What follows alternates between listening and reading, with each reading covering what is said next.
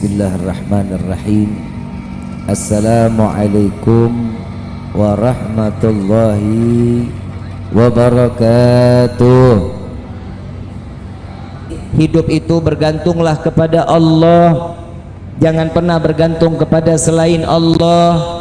Nabi sudah mengatakan jika mereka bergantung kepada manusia, siap-siap akan ada kekecewaan. Kalau mereka bergantung kepada Allah, insya Allah akan senang dan bahagia dunia sampai akhirat, insya. Coba kita lihat kehidupan itu kalau sandar sama manusia, ya Allah senang kagak melarat. Ya, buat laki-laki banyakin sholat duhanya, yang istri dorong doa dari suaminya apa, tahajud sama sholat duha. Kalau kita udah bergantung kepada Allah, insya Allah bahagia Pak, bahagia ibu. Rezeki mah sedikit banyak alhamdulillah. Tuh lihat, kalau kita kan sekarang banyak kurang apa banyak lebihnya, sampai mati juga kurang. Betul apa enggak? Betul apa enggak? Udah dandan cakep, Allah kasih lengkap, mata, hidung, bibir, jidat, mau lebar mau deket, kuping mau caplang mau kecil mau lebar terserah, Allah udah kasih pas buat kita. Betul nggak? Coba lihat, bapak sama ibu tiap hari ngaca nggak? Ngaca nggak? Cocok nggak? Ibu ngaca, bapak ngaca, nama yang dikasih buat kita dari orang tua pas nggak sama muka kita? Pas nggak? Ayo jawab, ngepas nggak? Coba kalau saya diganti nama Asep, ngepas nggak? Tuh, sekarang kalau bapak yang nama Asep, hidung begini, mata begini, panggilannya Rifki, nyocok nggak? Allah udah ngasih kita tuh nyocok, gak bakal kurang, demi Allah gak bakal kurang. Kadang manusia itu sudah dikasih, syukur dong sama Allah. Kenapa? Ini loh hadiah dari Allah, bentuknya seperti ini nih. Ya, bentuknya udah seperti ini. Sekarang enggak, hidung lah dimancung-mancungin, dagu lah dipanjang-panjangin, mata lah disambung-sambung. Betul? Rahang lah dibedel.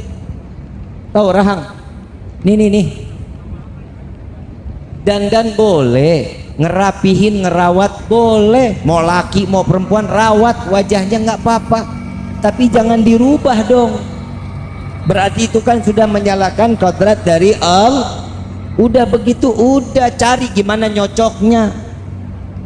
Paham ya?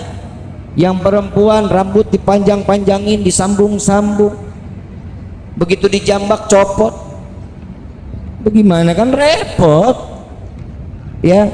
Udah syukur aja, udah alhamdulillah. Kalau semua kita bergantung kepada Allah, senang bukan main.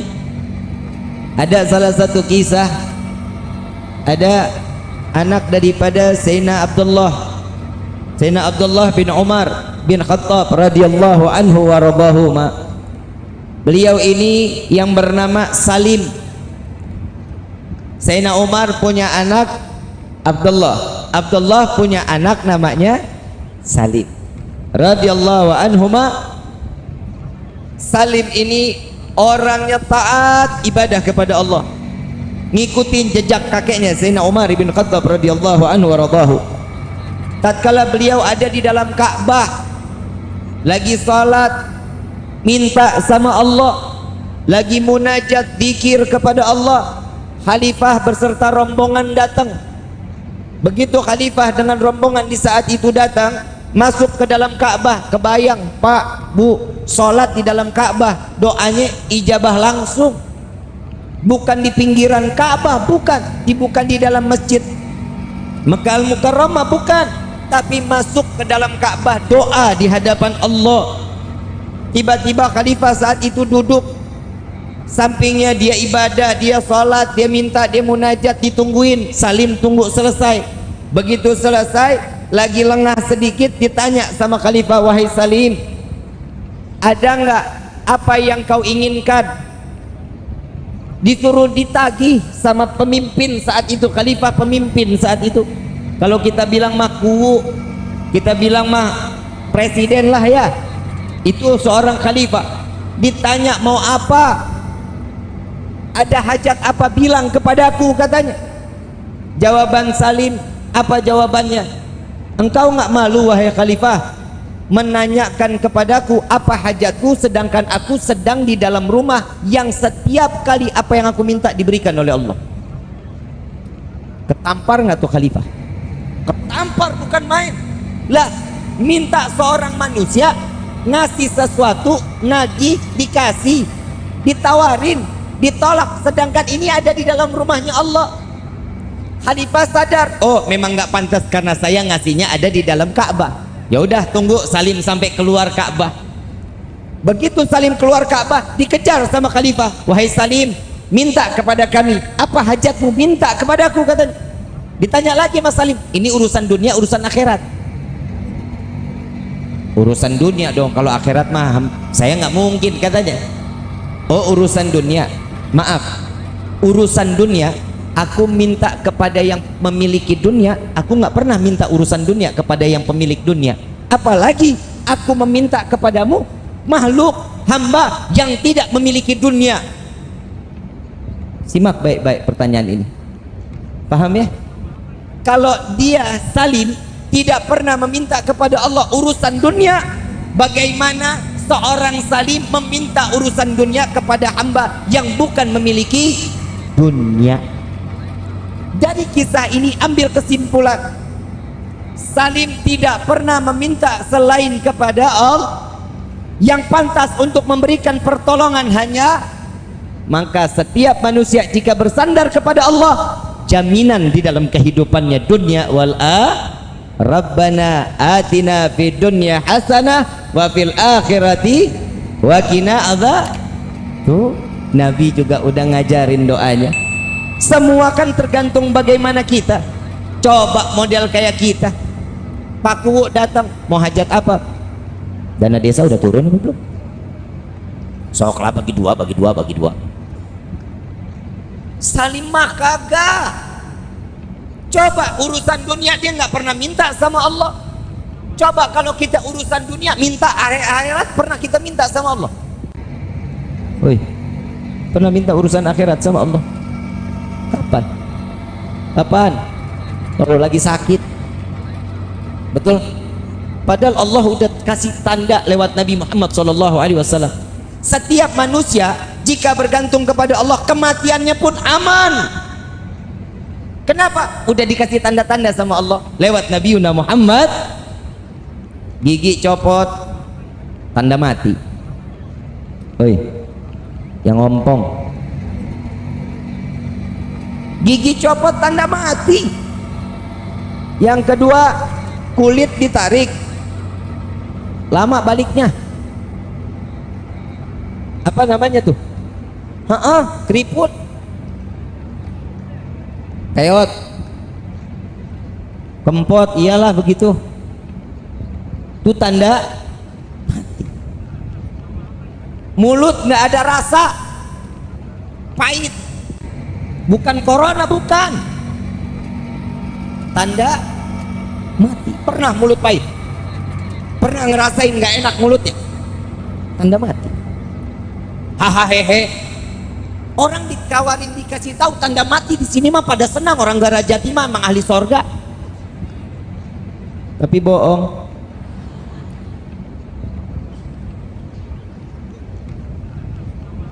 Numbuh uban, tanda mati. Lagi udah ubanan masih pakai legging aja lu. Ini Allah, lewat Allah, baik lewat Nabi Muhammad SAW. Ibu bapak yang dirahmati oleh Allah, apa sih yang kita harapin selain kehidupan senang dunia, senang akhirat? Dan jangan lupa, udahlah kalau kita urusan ibadah mah blow on, bener? Baca Quran kadang iya kadang kagak. Kalau lagi iya itu juga Ramadan juga minggu pertama, betul nggak? 1 juz nggak kelar satu minggu, bener? Tuh dia. Tapi tolong diusahakan kita setiap hari lebih sering megang handphone apa megang Quran. Nggak usah dijawab, dalam hati aja, padahal mah malu kalau dijawab, betul nggak? Sering baca WhatsApp apa sering baca Quran? Jangan dijawab. Dalam hati aja, kalau antum mah gua udah tahu. Betul. Yang nyelamatin kita WhatsApp apa Quran? Kenapa yang dibaca WhatsApp? Ini dunia udah mulai terbalik. Ibu bapak yang dirahmati oleh Allah, tolong sisain satu waktu aja. Satu waktu sebentar, nggak sampai 1 jam juga nggak apa-apa. Ambil Quran, baca Quran. Bib, saya sibuk, nggak bisa sama sekali. Kalau udah kepepet banget, emang udah udah sibuk bukan main, nggak ada waktu sama sekali. Minimal auzubillahi minasyaitonirrajim, bismillahirrahmanirrahim, alif lam mim, sadaqallahul azim. Nggak apa-apa. Yang penting tahu bahwa kita ini seorang hamba, tugasnya cuma ibadah. Kita baca Quran tinggal baca, nggak harus ngapal kayak para sahabat Nabi Muhammad SAW. Ini nih masalah di dalam hidup kita, makanya rumah tangga kita tuh ancur-ancuran, rezeki kita kadang datang kadang kagak. Kenapa? Karena kita sudah lupa sama Allah, seakan-akan kita nggak butuh sandaran lagi kepada Allah. Ibu bapak yang dirahmati oleh Allah, 1 tambah 1 tetap hasilnya 2. Betul? Gak bakal pernah menjadi 3, 4, 5, 6, 10. Gak akan. Tetap 1 tambah 1 hasilnya 2. Sama, rezeki banyak dikit semua dari Allah. Gak akan. Kita kalau udah dikasih segini, alhamdulillah, syukur aja sudah. Sandarkan diri kepada Allah, syukur kepada Allah. Disitulah titel seseorang akan dititipkan iman dan dijaga oleh Allah sampai matinya. Amin ya rabbal. Salah kalau kita punya sandaran mah ke orang lain, sandar kepada manusia lain, ya naudzubillah min dzalik. Bu, Pak, ada satu kisah. Nih kita masalah rezeki saya bicara, boleh? Boleh ya? Nabi Sulaiman ngelihat semut. Tahu semut? Semut lagi gendong gandum, lagi gendong, lagi jalan ke pinggir sungai. Ini semut dilihatin sama Nabi Sulaiman. Ada katak, kodok, apa? Bangkong. Iyalah itu ya. Padahal kodok, bangkong mas sarua ya. Ya begitu modelnya. Ini semut masuk ke dalam mulut kodok. Gak lama setelah dimakan, semut ini masuk ke dalam mulut kodok, kodok nyemplung ke dalam sungai. Enggak lama keluar lagi. Begitu keluar, semut keluar dari mulutnya, jalan tanpa bawa gandum. Nabi Sulaiman tanya, semut, habis dari mana? Habis ketemu kodok. Gandumnya kemana? Udah dititipin buat cacing yang di dalam sungai. Atas perintah siapa? Allah memerintahkanku untuk membawa gandum sampai aku masuk ke dalam mulut kodok, masuk ke dalam sungai. Semut mana bisa berenang? Cara Allah, itulah wasilahnya Allah memberikan rezeki kita lewat siapa aja, dan itu targetnya betul sampai kemana target yang dituju oleh Allah. Amin ya insya. Tuh cacing, binatang yang ada di dalam sungai persis rezekinya dengan aturan Allah. Betul apa enggak? Masa kita kalah sih sama semut? Semut aja dapat perintah, begitu dapat perintah oleh Allah bawa gandumnya kepada cacing, tahu kodok udah siap, cacing tinggal makan. Masa kita manusia punya akal, punya hati, punya pikiran, punya perasaan, kita nggak bisa ngejalanin kehidupan kita hanya rezeki, hanya bergantung kepada Allah? Ada satu kisah lagi, semut diambil sama Nabi Allah Sulaiman. Ditanya, wahai semut, setahun makananmu seberapa banyak? Kata semut, 1 butir gandum untuk 1 tahun. 1 butir gandum untuk 1 tahun. Diambil semut ini, dimasukin ke toples, dikasih gandum 1 biji. Sampai 1 tahun dilihat itu gandum masih sisa setengah. Gandumnya sisa setengah. Begitu sisa setengah, Nabi Sulaiman tanya, wahai semut, katanya ini gandum habis dalam waktu 1 tahun. Kok sekarang sudah setahun masih ada setengah? Wahai Nabi Allah Sulaiman, jika aku di luar dari toples ini, pergantunganku kepada Allah, Allah memberikan rezekiku kepadaku banyak, tidak akan pernah terhingga. Tapi saat ini rezekiku tergantung daripadamu. Aku sisakan setengah ini. Aku khawatir tahun yang akan datang engkau lupa memberikan rezeki kepada aku, kata semut. Kata semut.